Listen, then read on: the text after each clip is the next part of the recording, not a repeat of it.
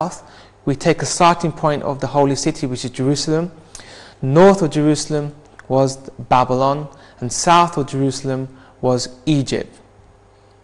And as you do a study of this word north, there are many references that indicate to us that the king of the north was Babylon. And therefore we find that whoever is in control of Babylon or the area then becomes the king of the north. King of the south is Ptolemy, and king of the north is Seleucus.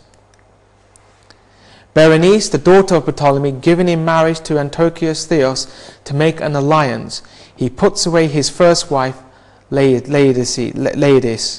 And Laodice then kills the husband and Berenice, and her son then takes control of the kingdom of the north.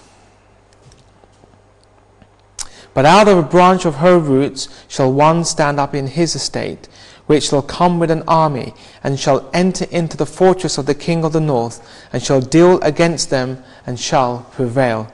So here we have reference that the king of the south, the family of Berenice, now wants to take revenge.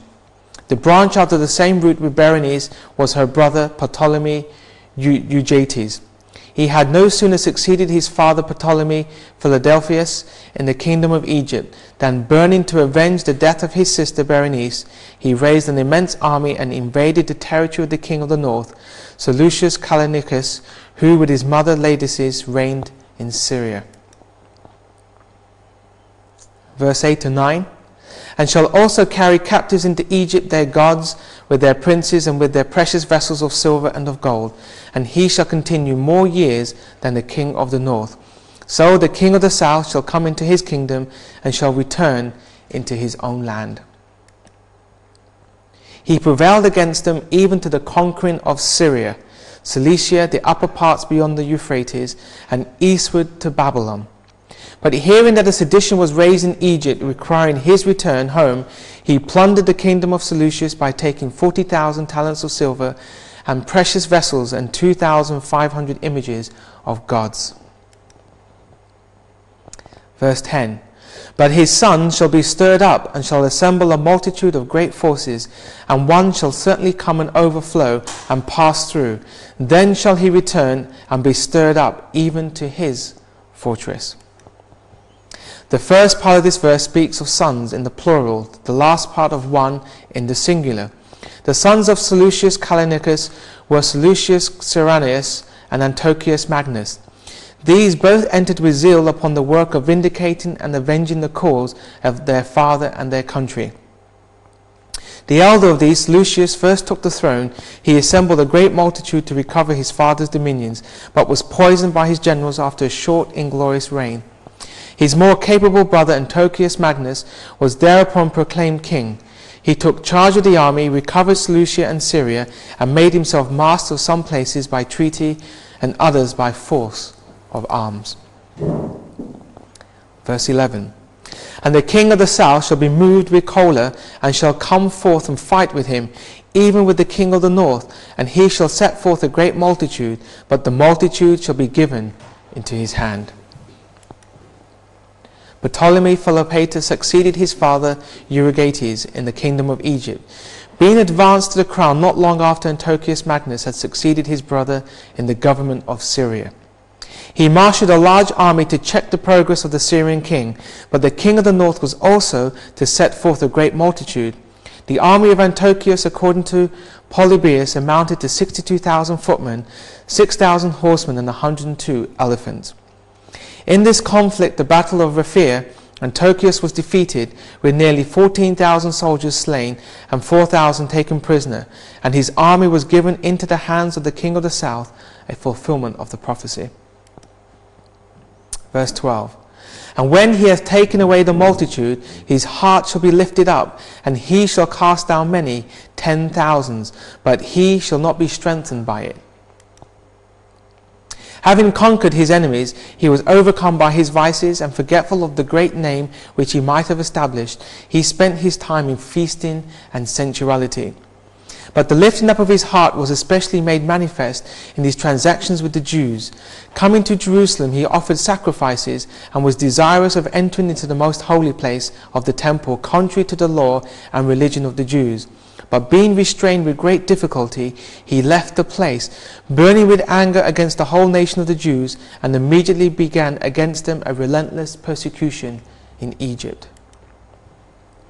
In Alexandria, where Jews had resided since the days of Alexander, enjoying the privilege of the most favoured citizens, 40,000 according to Eusebius, 60,000 according to Jerome, was slain. The rebellion of the Egyptians and the massacre of the Jews certainly were not calculated to strengthen Ptolemy in his kingdom, but were sufficient rather to ruin it almost totally. Verse 13. For the king of the north shall return, and shall set forth a multitude greater than the former, and shall certainly come after certain years with a great army and with much riches. The peace concluded between Ptolemy, Philopator and Antiochus Magnus lasted 14 years. Meanwhile, Ptolemy died with intemperance and debauchery and was succeeded by his son, Ptolemy Epiphanes, then 5 years old. Antiochus was in a position for any enterprise when young Epiphanes came to the throne of Egypt. Thinking this too good an opportunity for enlarging his dominion to let slip, he raised an immense army, greater than the former, and set out against Egypt, expecting to have an easy victory over the infant king. And in those times there shall many stand up against the king of the south.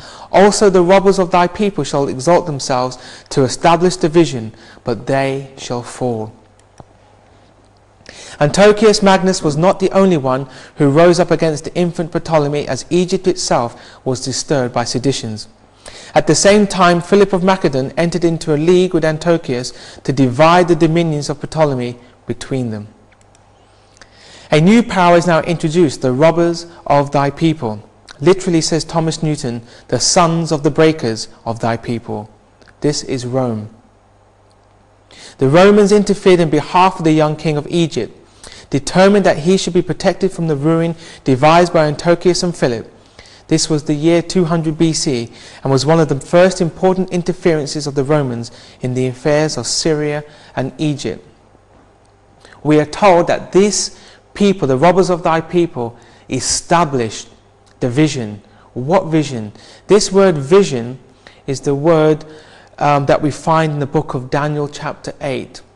There were two words for vision, and this vision is talking about the main vision we find in the chapter of Daniel 8. And this establishing the vision is Rome. It is Rome that establishes the visions and the prophecies in the book of Daniel. Also, when we study pioneer history, William Miller identified this power in verse 14 as Rome. As you study modern commentaries in our church, they try and tell us that this robbers of thy people are actually Jews or bad people within the Jewish kingdom. But when we take our pioneer foundation, we find that the pioneers taught that this power in verse 14 is the power of Rome.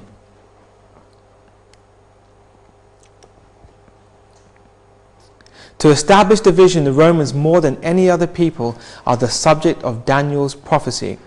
Their first interference in the affairs of these kingdoms is here referred to as being the establishment or demonstration of the truth of the vision, which predicted the existence of such a power.